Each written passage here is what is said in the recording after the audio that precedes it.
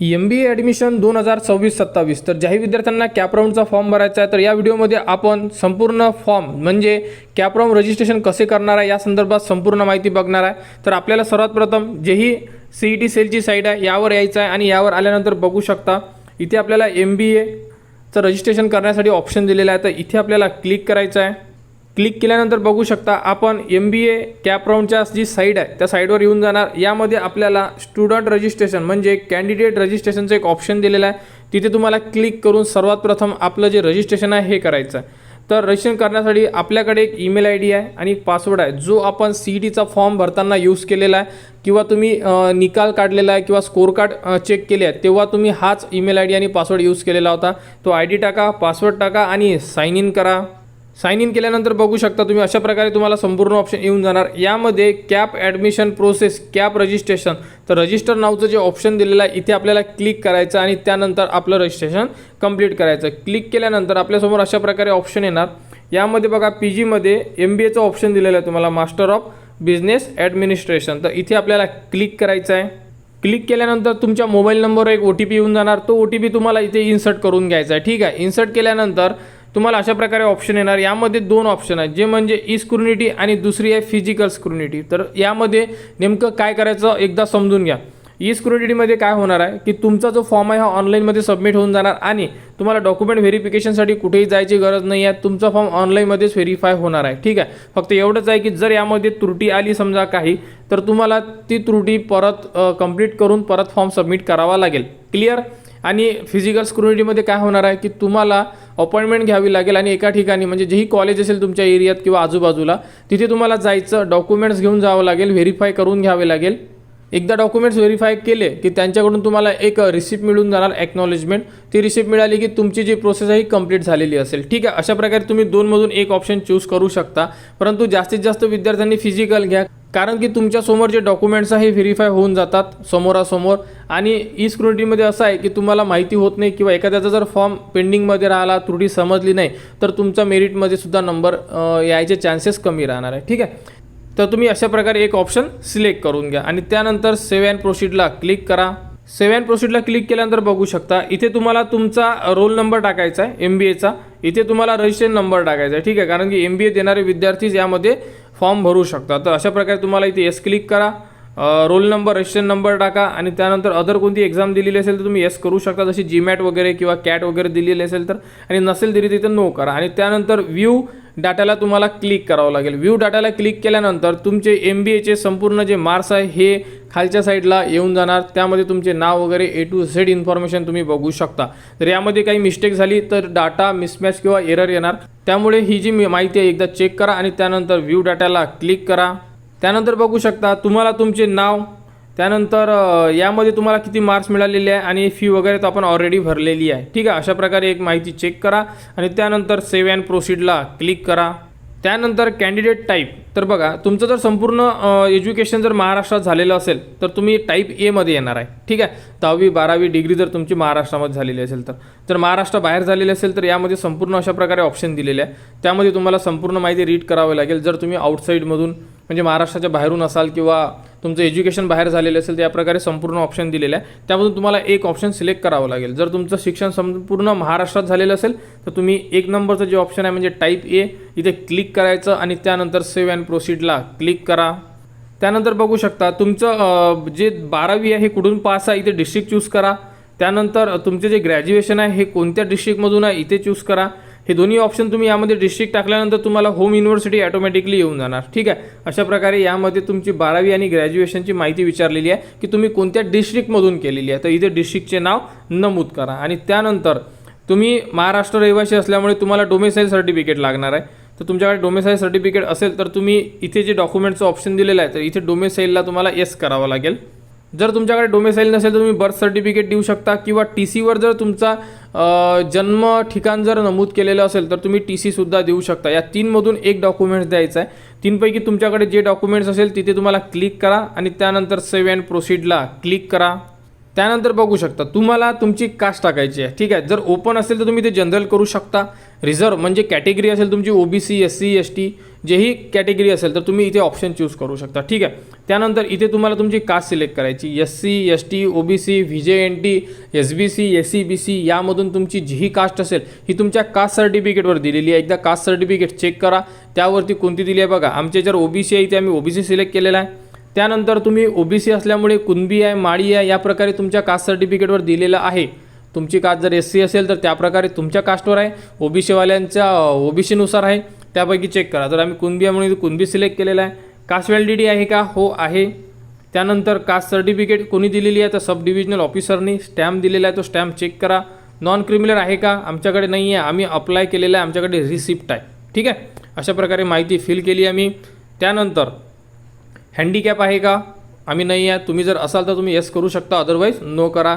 Defence, तुमचे वडील army नेव्हीमध्ये होते का किंवा एक सर्व्हिसमॅनवर डिपेंडंट आहात का तुम्ही, तर इथे येस नोमध्ये तुम्हाला ऑप्शन द्यायचं आहे. अशा प्रकारे तुम्हाला हे जे रिझर्वेशनचं पेज आहे म्हणजे कॅटेगरीचं हे तुम्हाला फिल करून घ्यायचे आहे. तर तुम्हाला आता इथे नॅशनॅलिटीसाठी सर्टिफिकेट द्यायचं आहे.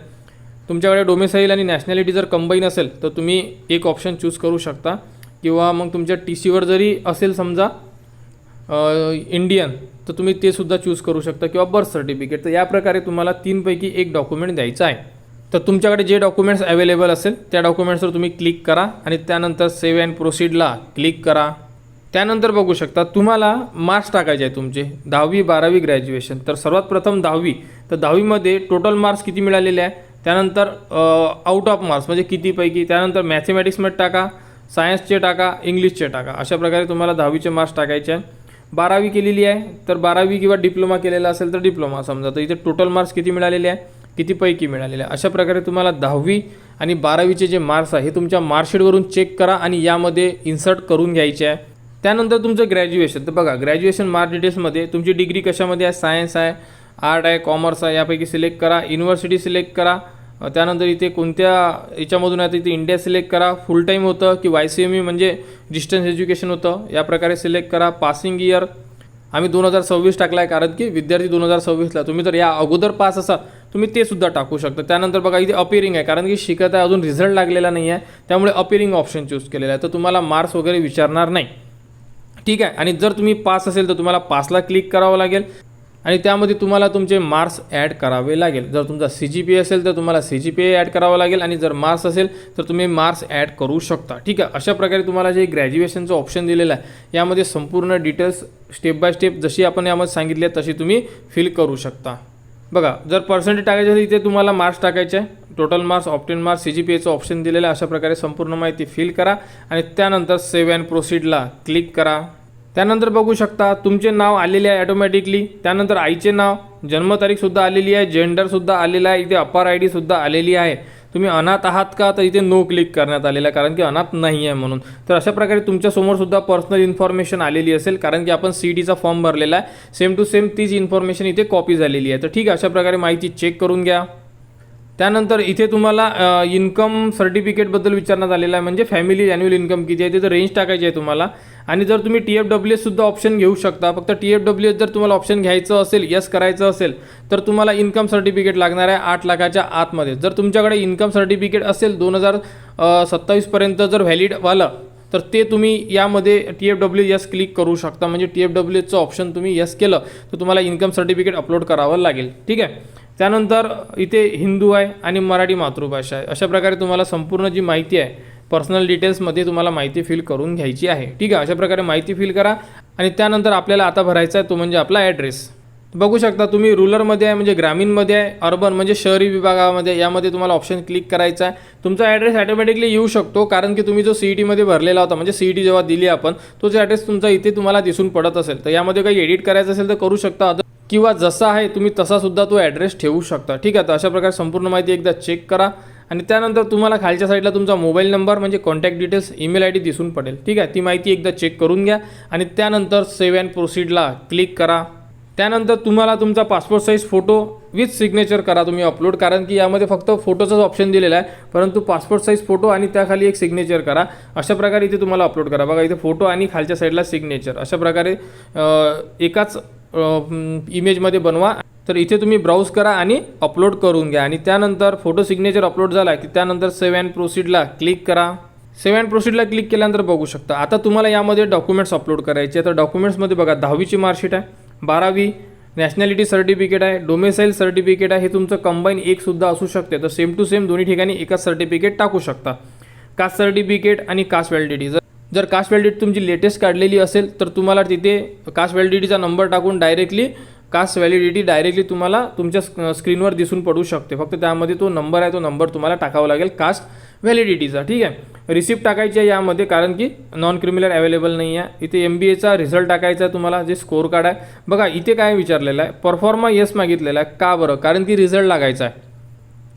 विद्यार्थी अपिअरिंगमध्ये आहे, रिझल्ट लागायचा आहे. त्यामुळे विद्यार्थ्यांकडून एक हमीपत्र म्हणूनच एक परफॉर्मा यस घेण्यात येणार आहे. तर हा परफॉर्मा CDच्या साईडवर आहे, तो तुम्हाला डाउनलोड करून पेनाने फिल करून तुम्हाला सिग्नेचर वगैरे करून अपलोड करायचा. अपर ID सुद्धा तुमची ऑटोमॅटिकली येऊन जाणार.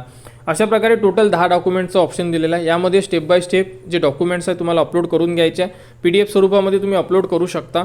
अपलोड केल्यानंतर इथून व्ह्यू करू शकता, म्हणजे तुम्ही टाकलेले डॉक्युमेंट्स हे बरोबर आहे किंवा नाही आहे हे तुम्ही चेक करू शकता. कारण की कधी चुकीचे डॉक्युमेंट्ससुद्धा अपलोड होऊ शकते त्यामुळे.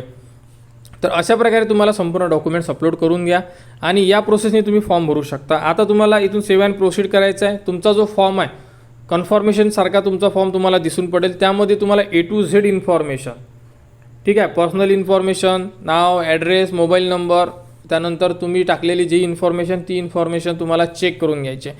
एकदा इन्फॉर्मेशन चेक झाली की तुम्हाला फायनल सबमिट करायचं. ठीक आहे. जर तुम्ही ई-स्क्रुटिनी घेतलेली असेल, म्हणजे ऑनलाईनमध्ये व्हेरिफिकेशन घेतलं असेल, तर तुमचा फॉर्म डायरेक्टली सबमिट होऊन जाणार. आणि तुम्ही जर फिजिकल स्क्रुटिनी घेतली असेल तर तुम्हाला जेही तुम्ही कॉलेज चूज केलेलं आहे त्या कॉलेजला जायचं आहे आणि तुमचे जे डॉक्युमेंट्स आहे ओरिजिनल प्लस झेरॉक्स, ठीक आहे, तर दोन्ही डॉक्युमेंट्सचा जो बंच आहे हा घेऊन जा. डॉक्युमेंट्स व्हेरीफाय करून घ्या. त्यांच्याकडून तुम्हाला ॲक्नॉलेजमेंट रिसिप्ट मिळून जाणार, म्हणजे तुमचं जे व्हेरिफिकेशन हे कन्फर्म होऊन जाणार. ठीक आहे. अशा प्रकारे MBA ॲडमिशन 2026-27चे विद्यार्थी फॉर्म भरू शकतात.